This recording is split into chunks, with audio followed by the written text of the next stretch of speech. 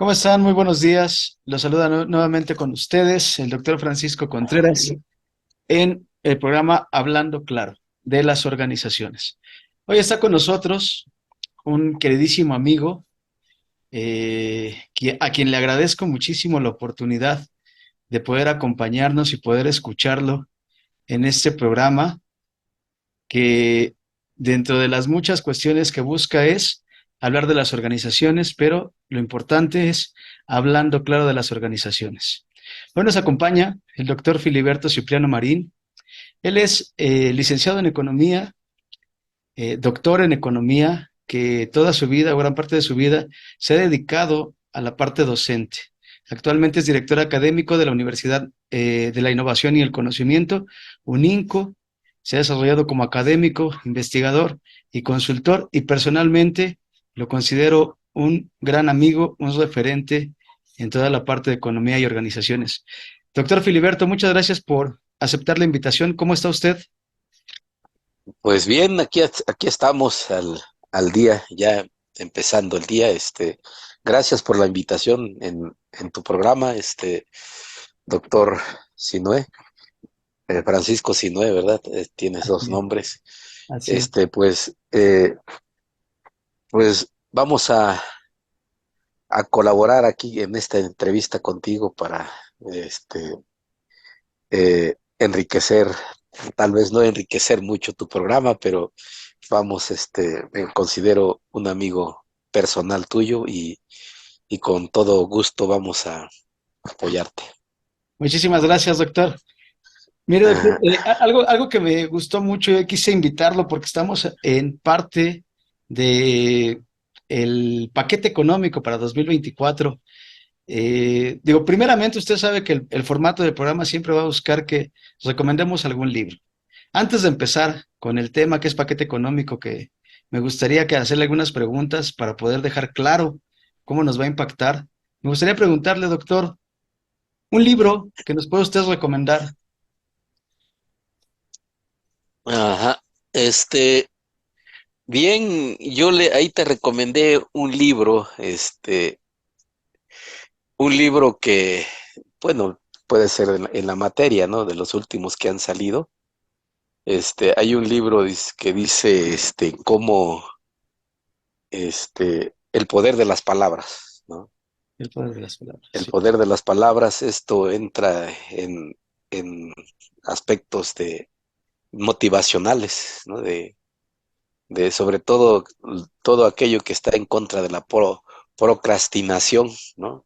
En el sentido de que siempre lo dejamos eh, para mañana, lo que podemos hacer hoy, ¿no? claro. Eh, y así pasa también en lo que pasa en la vida individual, puede pasar eh, la referencia, ahorita te la doy, permítame tantito. Claro.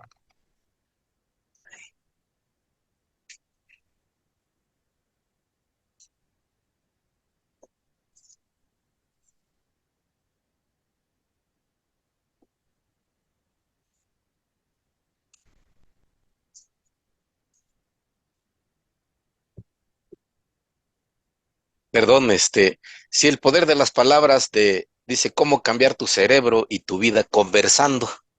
Y creo que de Mariano Sigman, no sé si has hecho alguna lectura de este autor. He Sí, tenido este algunas. autor, evidentemente Mariano Sigman es doctor en neurociencia por parte de la Universidad de Nueva York.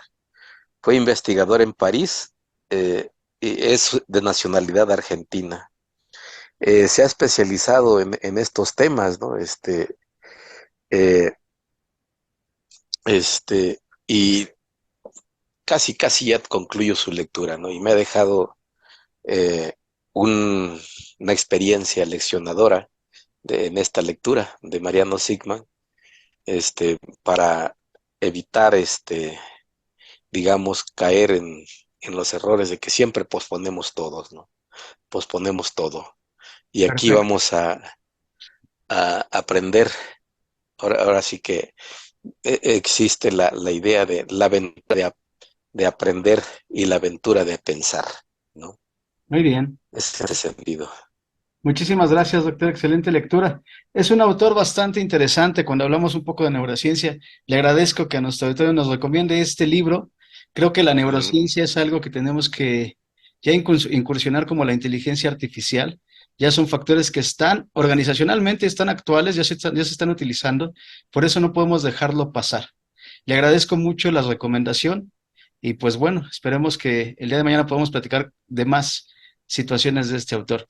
Doctor, entrando en materia, paquete económico sí. 2024, ¿cuáles son sus apartados? ¿Qué nos puede Sí, comentar?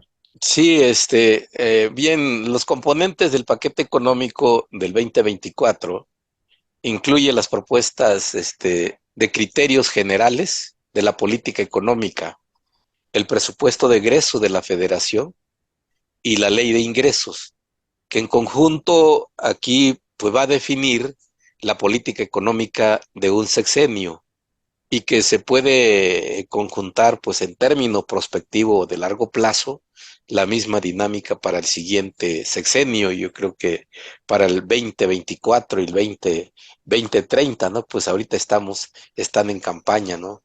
Entonces, esas son las composiciones básicas de la política económica del actual paquete económico, ¿no? Muy bien, entonces, particularmente el paquete Ajá. económico nos habla cómo vamos a obtener el dinero a nivel función pública, a nivel sector público, Sí. cómo lo vamos a gastar, ¿no? Y siempre la pregunta obligada. La pregunta obligada, la pregunta necesaria, doctor, que imagino que le han de hacer de forma constante. ¿Es viable? ¿Vamos a crecer económicamente? ¿Vamos a generar empleos? Se promoverán las inversiones? ¿Qué va a pasar o cuál es la situación que quiere presentar el paquete económico 2024? Eh, Fíjese que este es el meollo del asunto sobre las cuestiones prospectivas las cuestiones prospectivas del paquete económico. En este sentido, sí nos preocupa a veces, las proyecciones que hace el mismo gobierno de cómo vamos a crecer en el marco macroeconómico, ¿no? Por ejemplo, Este, en los criterios generales de política económica para el 2024, se propone crecer al 2.6%, Ujú, con una tasa de inflación de 4.5%, una tasa de interés del 10.3%, y bueno, aquí también se proyecta el precio del barril de petróleo a 56.7% y el tipo de cambio se estima al 17.1%, ¿no? Esas son las proyecciones. Yo diría que son unas proyecciones muy halagüeñas, ¿no? Porque si se estima en el margen de crecimiento que puede llegar a 3.5% de la tasa de crecimiento para el 2024. Sin embargo, las consultoras privadas, los bancos, los, eh, los analistas privados, son muy pesimistas. Ellos, estiman una tasa de crecimiento del orden de 1.8%, es ujú. decir, por debajo podríamos decir que un punto menos, ¿verdad? Por debajo de la estimación de la Secretaría de Hacienda o del Ejecutivo Federal. Entonces, una tasa de crecimiento del 3% pues garantiza una generación de empleos del más o menos del 8, del, del digamos, de 800,000 empleos, ¿no? Garantiza la reactivación económica, desde luego, si se promueve la inversión pública y la inversión privada, como lo está haciendo el gobierno en el paquete económico, que más adelante abordaremos este punto, ¿no? Perfecto. Entonces, pues las perspectivas que plantea el paquete económico son, de, digamos, optimistas, ¿no? De que vamos a crecer. Hoy en día, al cierre del 2000, al cierre del 2023, nosotros vamos a crecer, se estima, vamos a crecer a un 3%, a un 3.5 o 3%, ¿no? Entonces, pero eh, ha habido, ha habido ahí ajustes, ¿no? Porque creo que no vamos a llegar tal vez al cierre del 2003 en términos globales macroeconómicos a nivel nacional al 2%, ¿no? Sin embargo, en los PIB regionales, este, lo que se ha reportado es que al tercer trimestre, de este año, el, el Producto Interno Bruto regional ha crecido, sobre todo en el sur sureste. Y esto se explica precisamente por las altas inversiones que se han detonado en el tren transísmico, en el tren Maya y en el caso de Dos Bocas y otros proyectos de infraestructura, ¿no? Claro. Esto, Y quieras o no, han generado un boom en el nivel de empleo. totalmente. De hecho, se decía, ¿no? Que ha tenido más crecimiento el sur Ajá, sureste del país que la condicionante de siempre, el norte ajá, o la región norte en la parte de las importaciones. Creció para así este es. año y el año pasado creció muchísimo más. Muy bien. Oiga, doctor, pero vamos a entender un poco de dónde obtenemos los ingresos, de dónde obtiene el gobierno los ingresos para financiar todo este gasto. Digo, porque es muy Ya, fácil crear un presupuesto con base en lo que voy a gastar.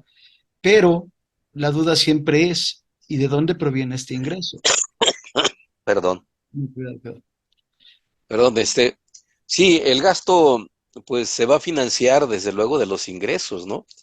Entonces, aquí es importante que los resultados que se han alcanzado hoy en día en el marco de la transformación de la política económica, pues han sido acompañados por un entorno de finanzas públicas sanas, ¿no? Con balances públicos moderados y una deuda en niveles sostenibles.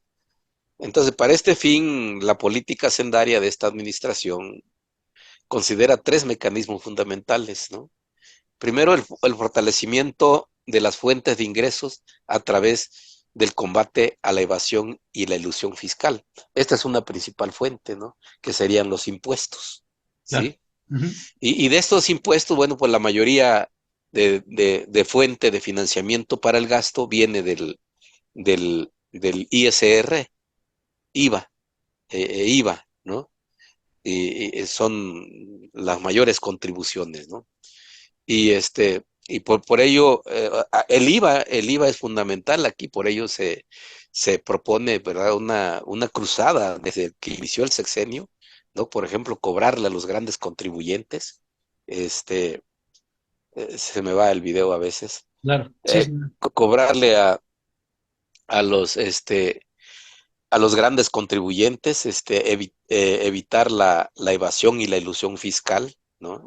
Y aquí, pues esto y así con pareciera ser que es una medida persecutoria, pero bueno, pues son medidas estrictas para poder, este,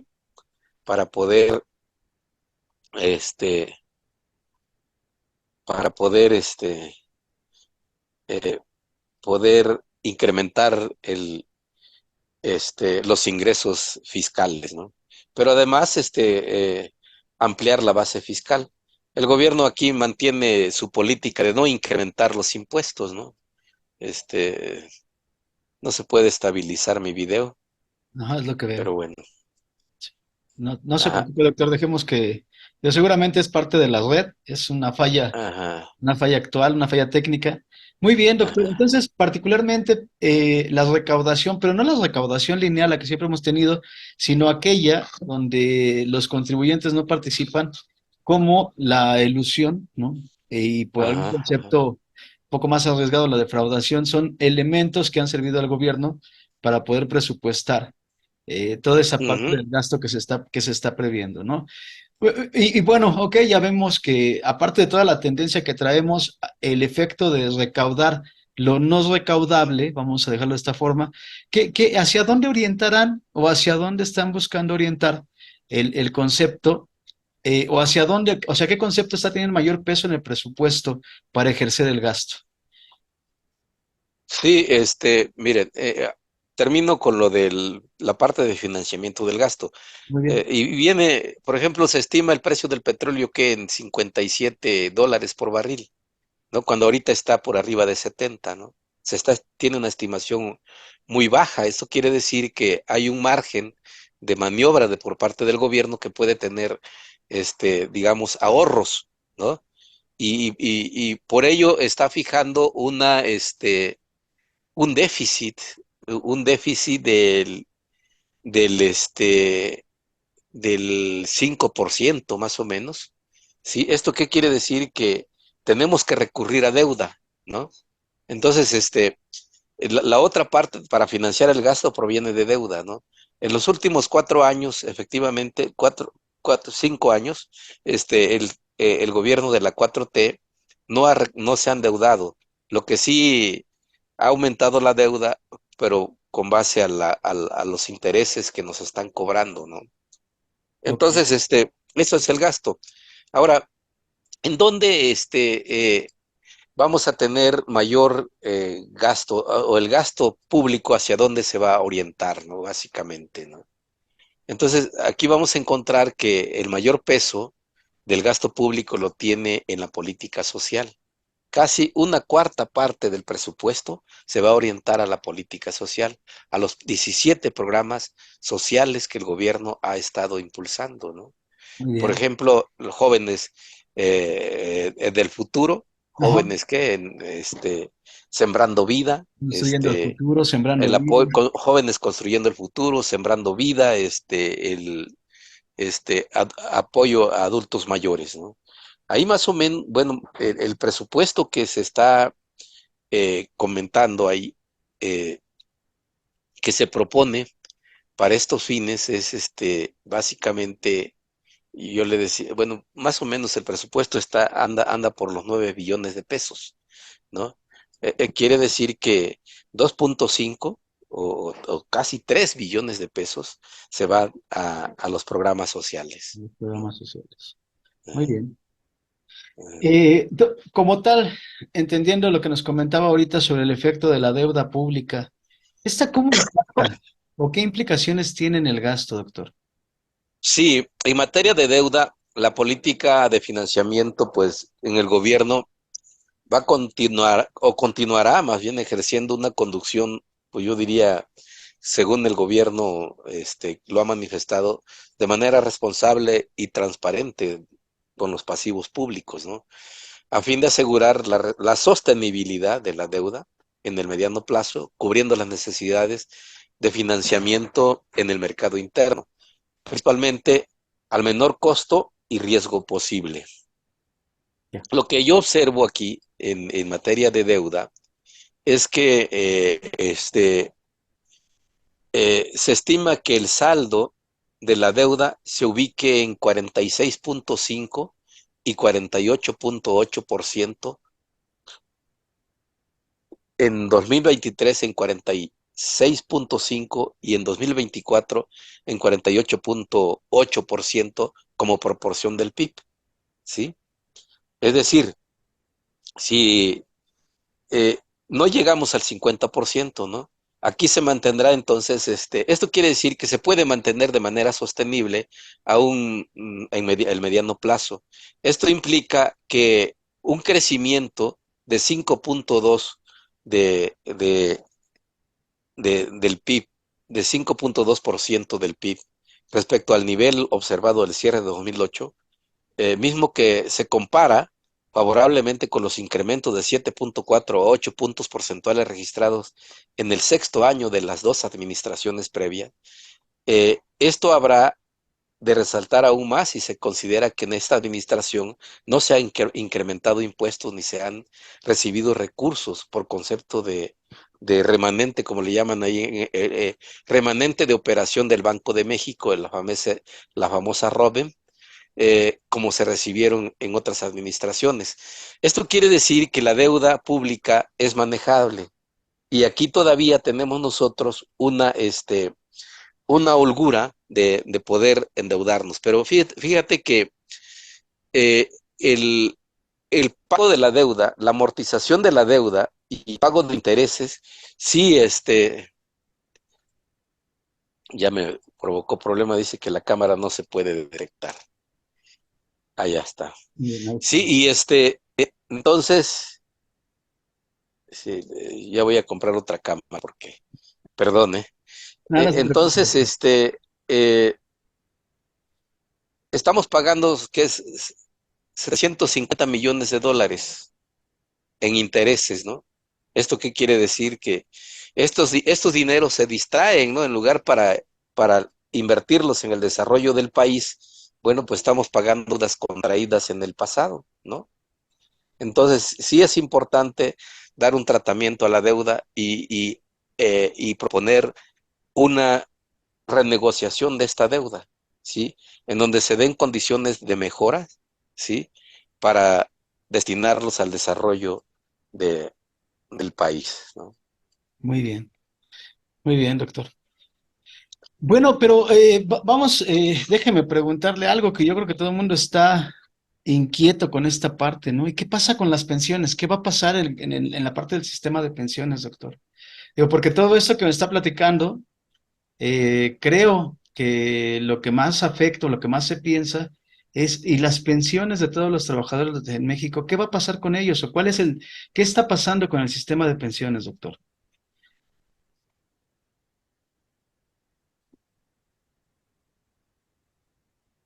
Eh, bueno, es que me estoy peleando aquí con la cámara. Está usted en una falla técnica, ¿no? Está muy bien, Es doctor. que me dice Zoom no puede, Zoom Ajá, no puede detectar una cámara. Asegúrese que su cámara esté encendida y conectada a su computadora. Pues ya me aseguré, pues estamos conectados.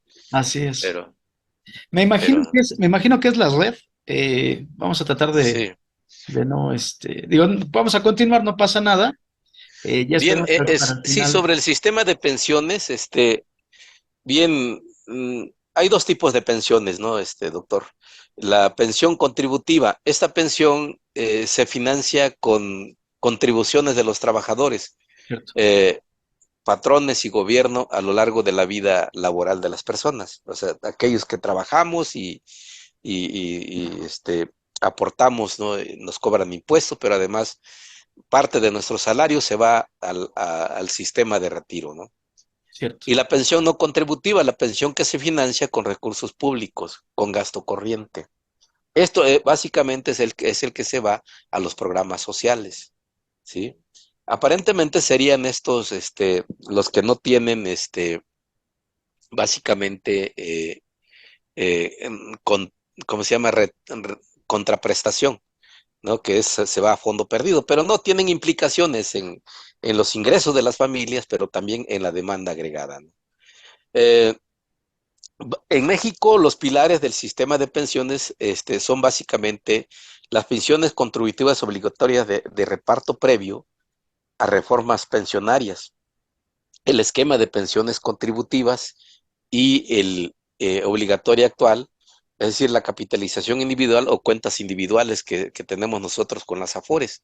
Y el tercer pilar es el ahorro voluntario no obligatorio, ¿sí? Y bueno, hay un pilar cero, ¿no? Que se llama pensión no contributiva o pensión social. Esto, pues, se habla de sobre todo del, este, se habla de lo que el gobierno destina, ¿no? A los adultos A los mayores, ¿no? adultos mayores, como planes sociales que platicábamos al Como, principio, ¿no? Ujú. sí. Muy bien. Ahora, en materia de pensiones, sí, el gobierno, perdón, está, eh, está destinando recursos, sustantivos, eh,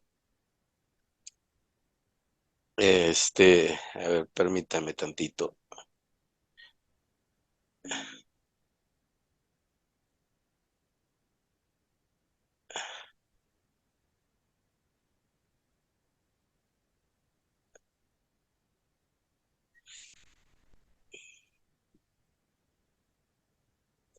Sí, es que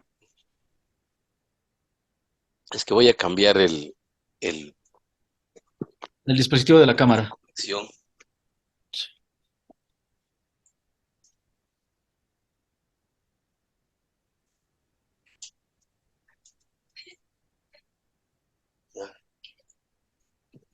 Es que no se ve la...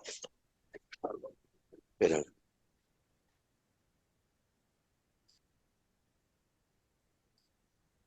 ya, Perfecto, es que le cambié.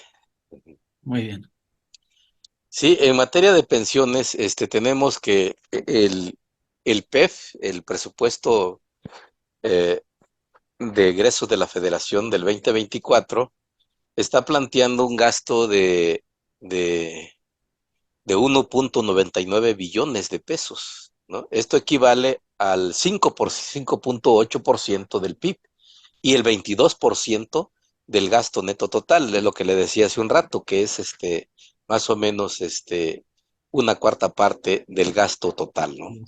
Ujú. Eh, las pensiones contributivas, aquí, por ejemplo, se señala, ¿no? Eh, Estas son las pensiones contributivas, ¿no? Sí, Las no contributivas, perdón, las contributivas son de este 1 millón, de 1.99, casi 1.5 billones de pesos, se van a pensiones contributivas y casi 492 millones, 500 mil millones de pesos se van a pensiones no contributivas. Es decir, los 500 mil millones se van, digamos, estos son de personas que no trabajan y que reciben un apoyo, ¿no? Eh, yo aquí te quiero comentar que este escenario básicamente está orientado a fortalecer la demanda interna. ¿Qué hacen los que reciben los jóvenes construyendo el futuro, sembrando vida, los, los adultos mayores, con ese ingreso que les da el gobierno? Imagínate, son 500 mil millones de pesos, ¿no? Esas pensiones no contributivas, así ¿no? es. Estas pensiones no contributivas generan niveles de ingresos, tal vez no generen ahorros, resuelvan un problema de consumo de las familias, ¿no? Porque de por sí con los salarios bajos o falta de empleo, bueno, pues con esto complementan, ¿no? Y con ello estimulan la demanda y se compran, ya sea bienes importados o bienes que se producen internamente, ¿no? Entonces, la política social del gobierno ha sido de fortalecimiento, básicamente. Yo siempre he sostenido que el gobierno, a veces le falta complementar. Hay de manera tibia, por ejemplo, está planteando una nueva política industrial, ¿no? ¿Para qué? Para que esta demanda que se genera con las pensiones no contributivas, ¿no? Esta demanda que se genera con estas pensiones se destinen a la compra de productos producidos internamente, no productos importados, ¿no? Ahora, por ejemplo, si hablamos dice, ¿cómo nos afectas o cómo nos ayuda a mantener la inflación estable, una inflación estable, ¿no? O sea, una inflación que no pasa del 10%, ¿no? Es una inflación estable, aunque el gobierno la estima en el 3.5%, ¿no? Es muy baja. Esto quiere decir que puede conservar el poder adquisitivo. Más si el gobierno pretende ahora incrementar para el 2024 el salario mínimo, está en 208, y si se aumenta, bueno, ahí se recupera el poder adquisitivo de los salarios, ¿no? Muy Y, bien. y con esto, bueno, con este escenario las ganancias no se pierden, ¿no? Entonces, pues es un escenario en términos generales muy halagüeño para los pensionados, para las pensiones contributivas y no contributivas. No contributivas. Muy Entonces, bien. yo entiendo que eh, la parte financiera del sector privado le toca hacer lo que le corresponde, ¿no? Para apoyar el fortalecimiento de los ingresos, de los salarios reales de las personas, ¿no? Muy bien, doctor, muchísimas gracias. Por último, doctor, ¿algún comentario sobre el escenario político, económico futuro y las pequeñas y medianas empresas, doctor? Ah, sí, mire, yo considero que que habría que hacernos una pregunta básica, ¿no? Porque aquí se está proponiendo un déficit público del 5% más o menos. O sea, más bien sí, un déficit. Antes no llegaba ni al 2%, ¿no? Esto implica que parte del gasto lo vamos a financiar con deuda. La pregunta sería, ¿hasta cuándo se podría sostener los altos déficit público planteado en este paquete económico? ¿Cuál sería la herencia del gobierno de la 4T de este sexenio en materia de deuda, política energética, política monetaria, política industrial, que garantice un crecimiento del PIB a una tasa sostenible por arriba del 4%? ¿No? Aquí existe una política de corto plazo, que si bien privilegia una política social orientada a disminuir la pobreza y abatir la desigualdad, con ello se promueve el consumo y se fortalece la demanda interna, ¿no?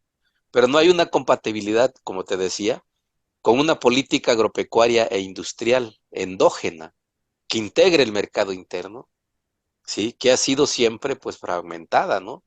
Esto es pensar en una política, digamos, compatible, una política social compatible con una política económica centrada en el desarrollo agropecuario e industrial, ¿no? Eh, Aquí es cierto que se auguran un crecimiento económico optimista, pero falta hacer énfasis en la agenda de largo plazo. Por ejemplo, el caso de las pymes, ¿no? Aquí las pymes son las que más sufren en momento de pandemia y en momento de crisis económica, ¿sí? Para empezar, bueno, pues todos los estudios que se han hecho, no existe una cultura de innovación, de emprendedurismo y de inclusión financiera, ¿no? Claro. Entonces debemos de promover de que exista una cultura emprendedora, innovadora y de inclusión financiera.